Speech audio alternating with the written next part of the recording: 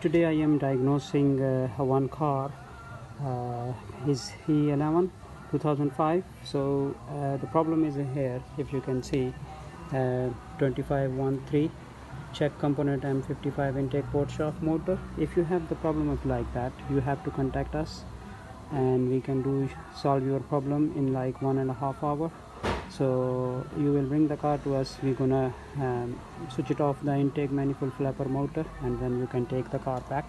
My name is Terry. We are in Hounslow. You can see my other videos. My phone number is 074025368382, and we're doing all type of ECU, and my postcode is Tango Whiskey 33 Tango Tango. You can see my all other videos, and you can get my phone number, full address, and everything is on there. So you have any problem like that, you can contact me anytime on WhatsApp or Facebook or phone, and then we're gonna come back to you. Okay sir, thank you, take care, bye.